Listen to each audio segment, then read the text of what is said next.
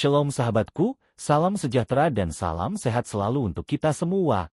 Judul renungan kita pada hari ini ialah berbicara tentang jangan takut, Kristus telah bangkit, pesan Paskah yang memberi harapan. Landasan firman Tuhan untuk tema tersebut diambil dari Injil Matius pasal 28 ayat 5-6. Demikianlah sabda Tuhan bagi kita.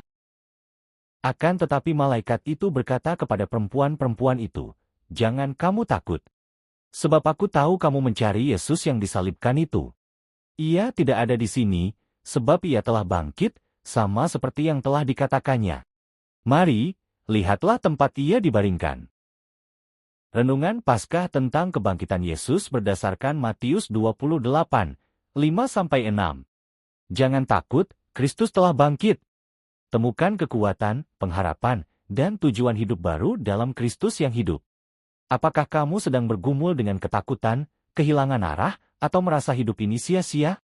Injil membawa kabar yang mengubahkan segalanya. Kristus telah bangkit. Dalam Matius 28 ayat 5-6, malaikat berkata, "Jangan kamu takut. Ia telah bangkit." Kabar ini bukan hanya berita sejarah, tetapi kekuatan untuk hidup kita hari ini. Yuk gali makna terdalam dari kebangkitan Kristus dan temukan alasan mengapa kita tidak perlu takut lagi. Jangan takut, Kristus telah bangkit. Hari itu masih gelap ketika para perempuan datang ke kubur Yesus. Hati mereka penuh duka, air mata belum kering dari pipi mereka. Dunia terasa runtuh. Mesias yang mereka ikuti dan kasihi, yang mereka harap akan membebaskan Israel, telah mati di kayu salib. Mereka datang bukan dengan harapan, melainkan dengan kesedihan, membawa rempah-rempah untuk mengurapi jenazah. Namun yang mereka temukan justru mengguncang dunia. Batu sudah terguling, kubur kosong, dan seorang malaikat berkata, "Jangan kamu takut. Ia telah bangkit." Kebangkitan Kristus bukan hanya klimaks dari kisah Injil, melainkan dasar dari segala harapan iman Kristen. Inilah fondasi iman kita. Dan hari ini, kita semua yang hidup di tengah dunia yang penuh ketakutan, takut akan masa depan, takut kehilangan, takut kegagalan, takut akan kematian, mendengar suara yang sama dari sorga. Jangan takut, Kristus telah bangkit.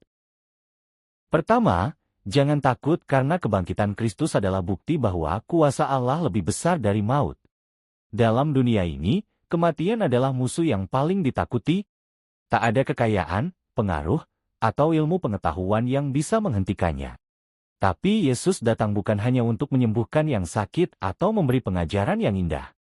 Ia datang untuk menghancurkan kuasa maut itu sendiri. Paulus menulis dalam 1 Korintus 15 ayat 55-57. "Hai maut, di manakah kemenanganmu? Hai maut, di manakah sengatmu?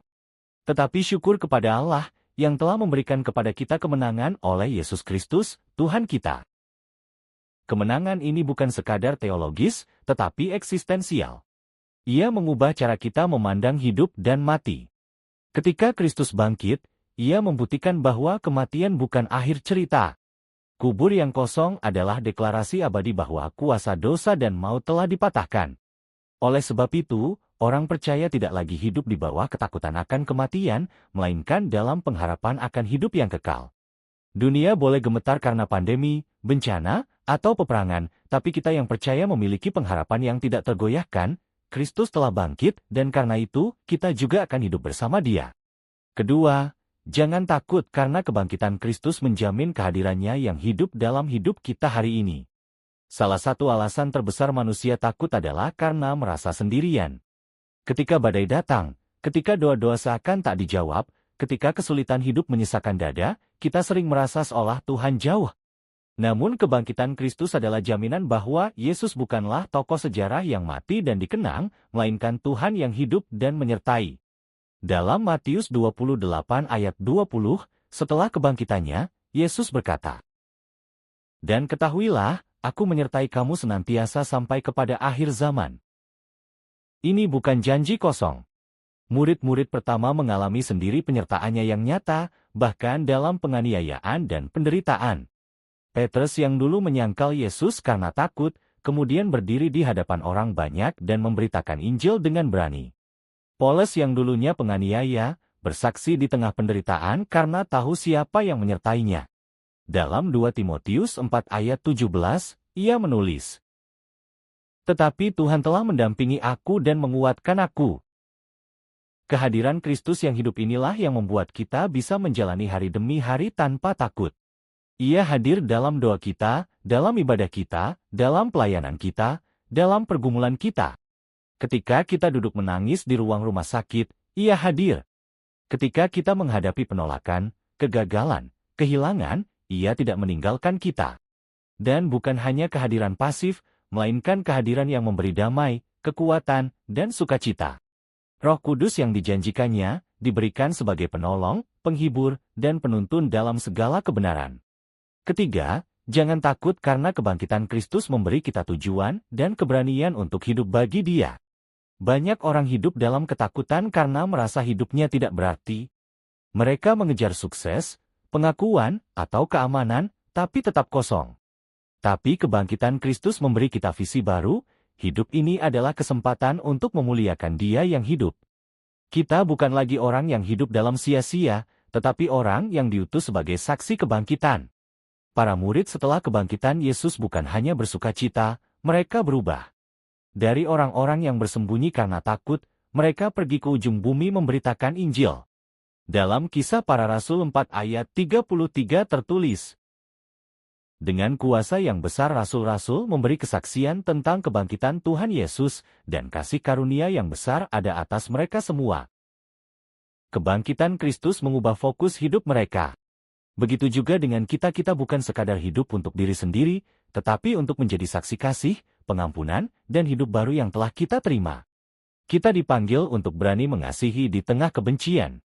Berani mengampuni meski disakiti. Berani bersaksi walau ditolak. Berani setia meski tak dipahami. Karena kita tahu, Kristus telah bangkit dan hidup kita ada dalam tangannya. Kita hidup bukan demi mencari perlindungan dari ketakutan, tapi menghidupi keberanian yang lahir dari kebangkitan. Saudara-saudari terkasih, berita kebangkitan bukan hanya untuk Paskah. Itu adalah kabar yang harus membentuk cara kita berpikir, merasa, dan bertindak setiap hari. Dunia ini memang penuh ketakutan, tetapi kita punya kabar yang lebih besar. Kristus telah bangkit. Dan karena itu, kita jangan takut. Badai bisa datang, tapi kita punya jangkar yaitu kebangkitan Yesus. Malam bisa gelap, tapi kita punya pesan Paskah yaitu terang hidup bagi masa depan. Jalan bisa sulit, tapi kita tidak sendiri, ada harapan hidup kekal dan penyertaan Tuhan yang sempurna. Hari ini, mari kita tanggalkan semua ketakutan yang membelenggu. Takut gagal, takut ditinggalkan, takut kehilangan, takut mati. Sebab Kristus telah mengalahkan semuanya, itulah Injil kebangkitan. Ia tidak mati, Ia hidup, Ia kuasa atas maut.